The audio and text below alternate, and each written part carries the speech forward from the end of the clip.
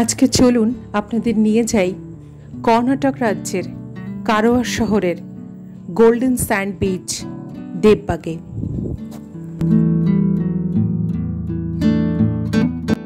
আগের একটি ব্লগে আমি কর্ণাটক শহরেরই ব্ল্যাক স্যান্ড বিচ তিলমাতির কথা আপনাদের সাথে আমি শেয়ার করেছিলাম।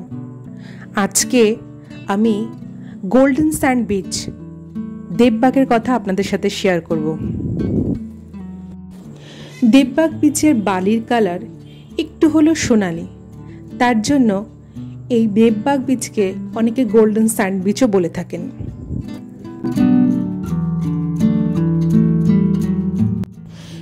একদিকে আরব সাগর আর অপরদিকে পশ্চিমঘাট পর্বতমালা, আর তার সাথে দেববাগ বিচের সোনালি কালারের বালি আর তার উপর ঝাউবন।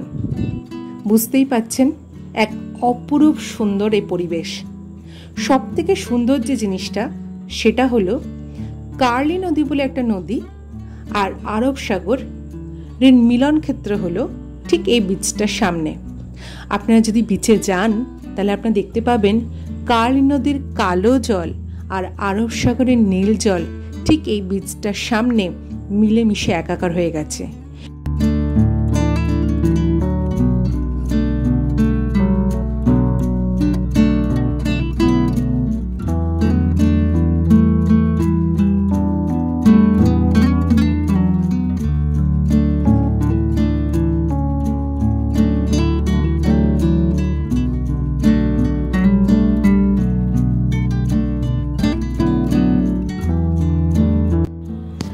আঙুল দিয়ে যে জায়গাটা দেখাচ্ছি সেই জায়গা থেকে আসছে কার্লি নদী, আর এর ঠিক বিপরীত দিকে অর্থাৎ ঠিক এই দিকটা থেকে আসছে আরব সাগর। আরব সাগর আর কার্লি নদীর ঠিক মাঝখানে যেখানে আমি এখন আঙুল দিয়ে দেখাবো, হ্যাঁ একদম এই জায়গাটা, এখানে রয়েছে সেই মিলন ক্ষেত্র যেখানে নদী আর সাগর মিশে একাকার হয়ে গেছে। অর্থাৎ বলতেই পারি আমরা একটা মোহনায় দাঁড়িয়ে আছি।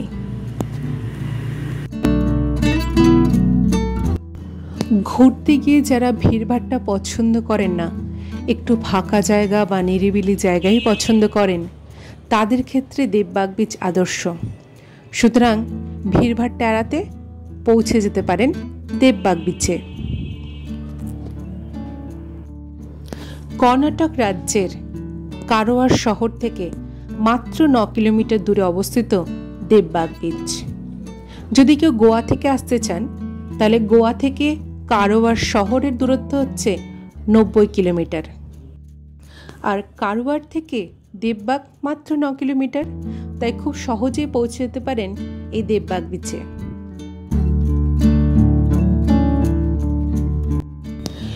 কারওয়ার শহর থেকেও দেববাগ পর্যন্ত ডিরেক্ট বাস আছে।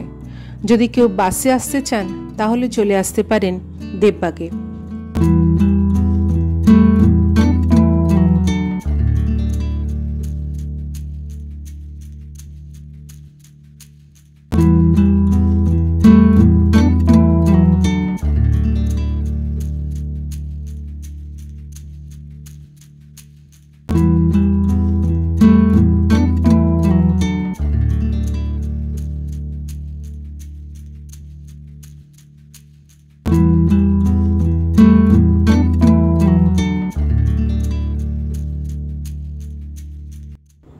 শুনেছিলাম সূর্যাস্ত আর সূর্যোদয় নাকি দেববাগ বিচে কাটানোর আদর্শ টাইম, তাই আমরা দিনের শেষে বেছে নিয়েছিলাম গোধূলি লগ্ন সূর্যাস্তকে।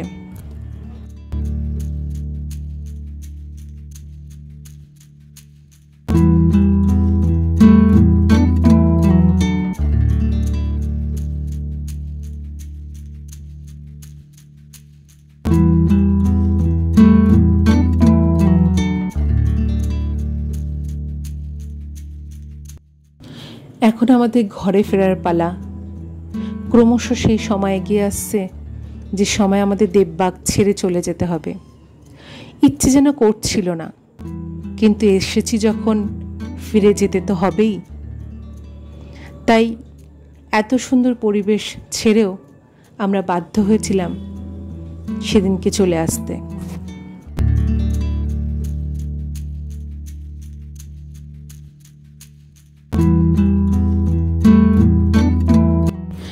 চোখের সামনে আস্তে আস্তে সূর্য পাহাড়ের পিছন দিকে ক্রমশ সমুদ্রে বিলীন হচ্ছে,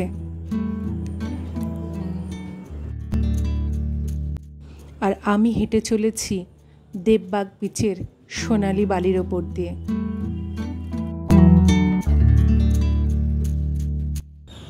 গোধূলি লগ্নের আলো যেন দেববাগ বিচকে এক মায়াবী রূপ দিয়েছে।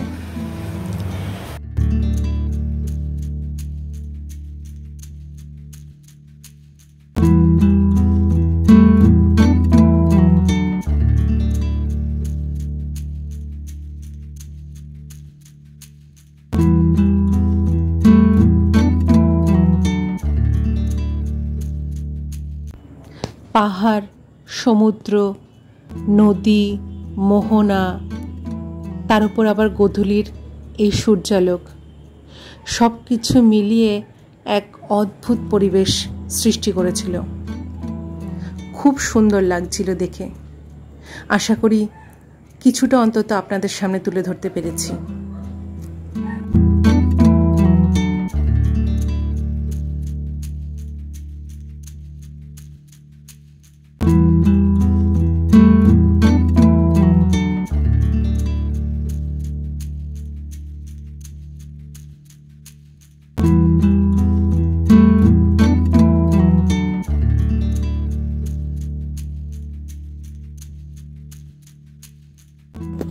ব্লগ শেষ করবার আগে আমি কিছু ইনফরমেশন আপনাদের সাথে শেয়ার করতে চাই।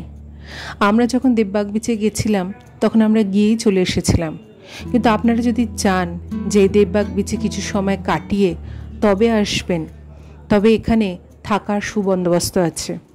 এখানে প্রচুর জঙ্গল লজ কিংবা রিসর্ট আছে। যে কোনো একটা প্রি বুকিং করে চলে আসতে পারেন দেববাগ বিচে। যদি এই লজ আর রিসর্ট সম্পর্কে কিছু ইনফরমেশন চান তাহলে আমি এর কিছুটা অংশ আমার ডেসক্রিপশন বক্সে দিয়ে দিয়েছি, পারলে দেখে নেবেন। কিছুদিন হলো দেববাগে প্রচুর ওয়াটার স্পোর্টসও চালু হয়েছে। যদি রিসর্ট বা লজে থাকেন ওখানে থেকে আপনারা সেই স্পোর্টসগুলোকে এনজয় করতে পারেন। অবশেষে এবার ব্লগ শেষ করার পালা।